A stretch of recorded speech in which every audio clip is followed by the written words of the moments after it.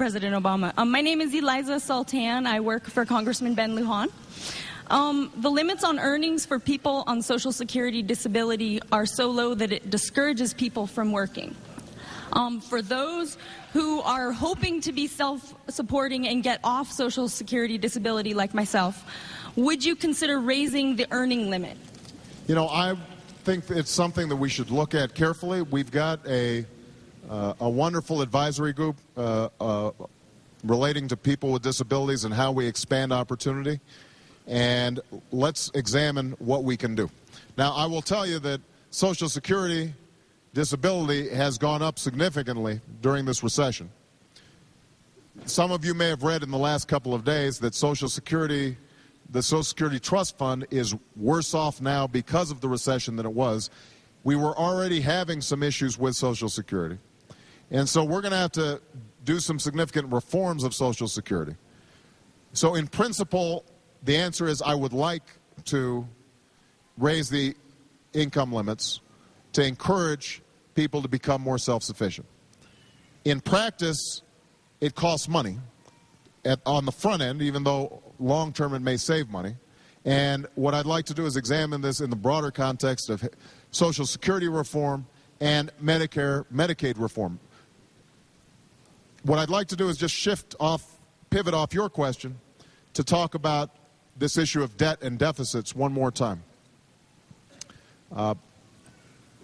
During a recession of this severity, it is important, as I explained, for the government to step in and fill the hole in demand that was created by consumers and by businesses to get the economies kick-started.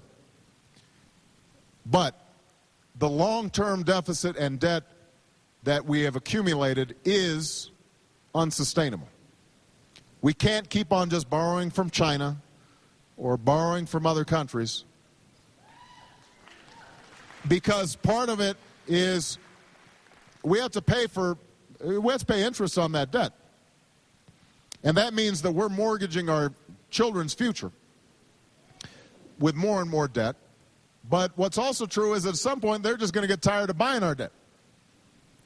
And when that happens, we will really have to raise interest rates to be able to borrow, and that will raise interest rates for everybody on your auto loan, on your mortgage, so it will have a dampening effect on the economy. So we are going to have to deal with our long-term debt. As I said before, the biggest thing that we can do on that front is to deal with entitlements. We are going through the budget line by line, page by page, rooting out waste and abuse. We've already found $40 billion in procurement practices and no-bid contracts on the defense side that we are going to eliminate. We found $17 billion in programs that don't work, and we're going to stop those programs, so that 120 programs, so that we can put the money into programs that do work. We are going to go through, and by the way, I just want to make a little commentary about the media here, if you don't mind. When Congress included in last year's budget a whole bunch of earmarks, you remember there was a week worth of stories about how terrible these earmarks were. You remember this, Chip? Week worth of stories. Oh, these earmarks, this is what's blowing up the deficit. This is terrible, blah, blah, blah.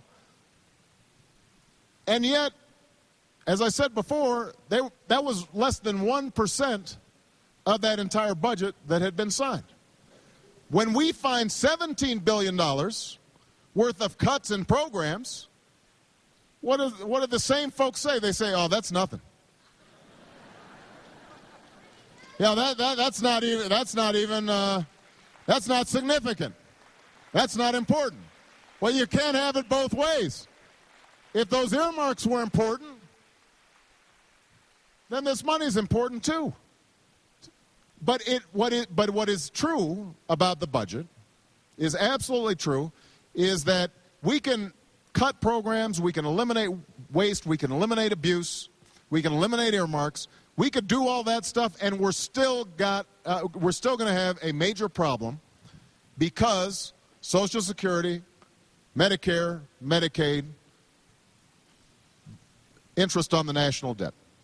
And so I have said before, and I will repeat again, that my administration is going to seek to work with Congress to execute serious entitlement reform that preserves a safety net for our seniors, for people with disabilities, but also puts it on a firmer, stable footing so that people's retirements are going to be secure, not just for this generation, but also for the next generation.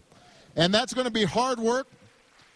It's going to require some tough choices, but I'm going to need support of the American people to get that done. That's part of what this administration's about. Let's make the tough choices now so that we've got a better future for America. Thank you, everybody. God bless you. Thank you.